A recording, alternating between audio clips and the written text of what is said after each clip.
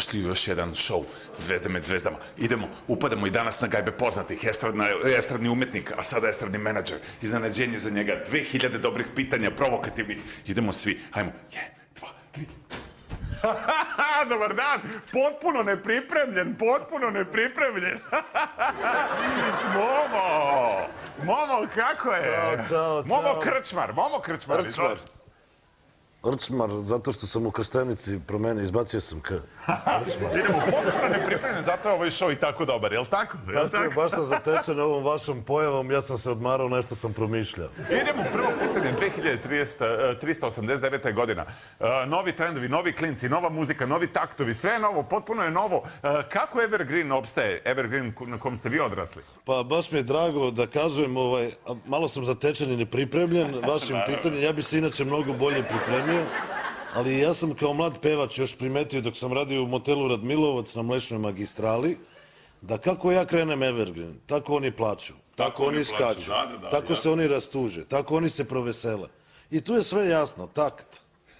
Da, kao što ste vi rekli u vašoj knjizi, muzičko obrazovanje, kvaka je u taktu, je li tako? I u melodiji. I u melodici, da. Ja možda ne bi da se namećem sa svojim znanjem. Ajde da objasnimo to. Pa recimo, tu je sve tročetvrtinka, na primjer. Recimo, kad krenete tu, tu, tu, tu, tu, tu, tu, tu, tu, tu, to je ta tročetvrtinka koja razbija. Gori more, tope se planine, zar ne? Ili recimo možete i onu sedamocetvrtinku. Razumete? Šta? Pa recimo tu, tu, tu, tu, tu, tu, tu, tu, tu, tu. Da li si ikada kao njega ja? Da li si...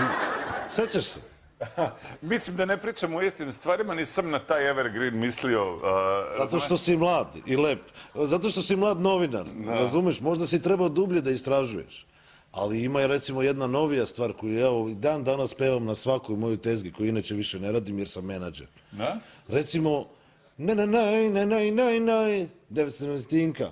Voleo sam Škota, to za te da kažem, možda gledalci ne znaju, modernije parove, što je danas sasvim normalno i u redu. Mislim da smo sad malo se mimo išli. Ja sam teo više da pitam, znači, za taj neki pravi Evergreen, kao što je Leo Martin, ili razumete? A video si ga, znači. Pa to ide jeftino, ja to ne mogu jeftinije da prodam. To je 4,5 soma intergalaktičkog evra. Pa to je gotovo džabe, pa on nije puno vožen. Pa njega možda moja baka vozila do Istanbula na pijacu i to je to. Ne razumijem o čemu pričate sad, stvarno sad smo se... Pa moj Aston Martin. Moj auto. Mislim, ti ako... Šta ja znam, možda bi tebi mogu i da ga dam ispod 4,5 soma intergalaktičkog evra. To sve od tebe zavisi, da kažem. Ali ovo neko muvanje stajamo sad, mislim. Možda.